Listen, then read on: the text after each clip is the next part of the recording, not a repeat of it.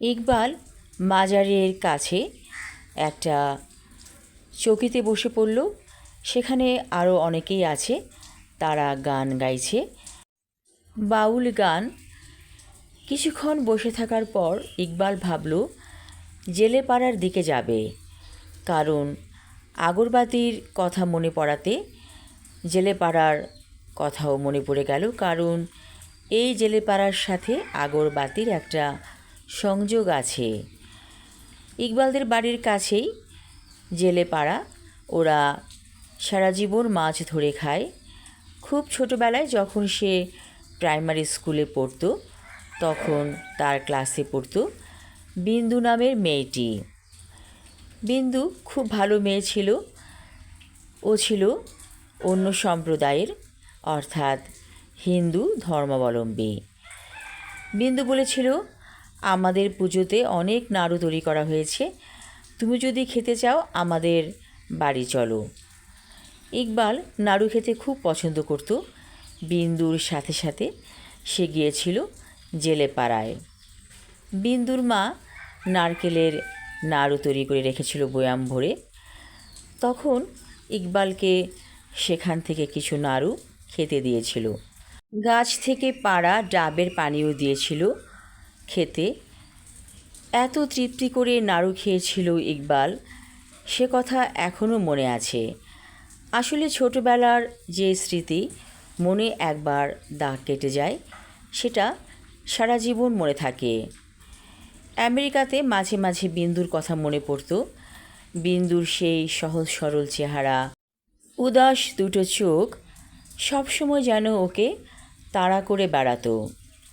একদিন বিন্দুর বাবা মারা গিয়েছিল মাছ ধরতে যেয়ে।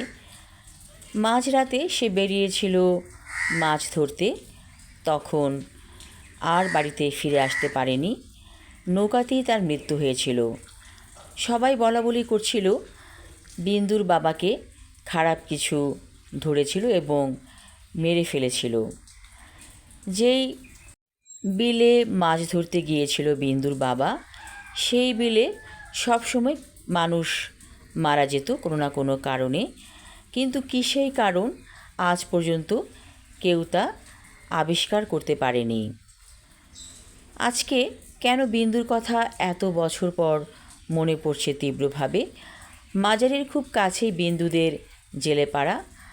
ইকবাল কি মনে করে বিন্দুদের বাড়ির উদ্দেশ্যে রওনা করল। সব কিছু কেমন বদলে গিয়েছে। জেলে পাড়ার মানুষগুলো আগের চেয়ে অনেক ধনী হয়েছে। আগে যেমন ছিল ছোট ছোট ঘর, এখন দালান কোঠা উঠেছে বেশ কয়েকটা। আশেপাশে খোঁজ নিয়ে জানতে চাইল বিন্দুদের বাসায় কেউ আছে কি না। সবাই বলল বিন্দু আছে, বিন্দু তার বাবার বাড়িতেই ফিরে এসেছে, কারণ বিয়ের 1 বছরের মাথায় ওর স্বামী মারা গিয়েছিল। শাশুড়ি ছিল খুবই দজ্জাল, তাই আর ওকে রাখেনি, তাই বিন্দু বাধ্য হয়ে বাবার বাড়িতে চলে এসেছে। ইকবালের বুকটা ধক করে উঠল। আহারে, বিন্দুর এত করুণ পরিণতি! আল্লাহ তাআলা তাকে অনেক ধন সম্পদ দিয়েছে, ছেলে মেয়ে সন্তান সন্ততি সবই আছে, ধন দৌলত আছে ইকবালের, কিন্তু বিন্দু কী পেল জীবনে? এ কথা ভাবতে ভাবতে সেই আগরবাতির গন্ধটার কথা মনে পড়ল, কারণ বিন্দুর মা সব সময় ঘরে আগরবাতি জ্বালিয়ে রাখত। সকাল দুপুর বিকেল কোনো নির্দিষ্ট সময় ছিল না, সব সময় ওদের বাসায় আগরবাতি জ্বলত, যার কারণে এই আগরবাতির গন্ধটা আজও মনে পড়ে ইকবালের। দরজায় টোকা দিতেই খুলে দিল দরজা। সামনে যে মানুষটি দাঁড়িয়ে আছে তাকে চিনতে একটুও ভুল হলো না ইকবালের। রূপ যৌবন যেন এখনও উপচে পড়ছে বিন্দুর। বিন্দু বলল, ইকবাল, ভালো আছো? এসো, বসো এখানে। বারান্দায় দুটো মোড়া পেতে দিল বিন্দু। একটিতে সে ইকবালকে বসতে দিল, আর একটিতে সে নিজে বসল। কোমর ছাওয়া চুল থেকে পানি টপ টপ করে গড়িয়ে পড়ছে। তাহলে কি বিন্দু এই অবেলায় গোসল সেরেছে? ইকবাল বলল, বিন্দু, তোমার জীবনটা এমন হয়ে গেল কেন? বিন্দু বলল, সবই ভগবানের ইচ্ছা। আমি ভালো আছি, আমার কোনো দুঃখ নেই। ইকবাল বিন্দুর দিকে অপলক দৃষ্টিতে তাকিয়ে থাকল। আমি আমার লেখা ছোট গল্প নিরন্তর পর্ব 2 পড়লাম। পরবর্তী অংশ থাকবে আগামী পর্বে। ধন্যবাদ।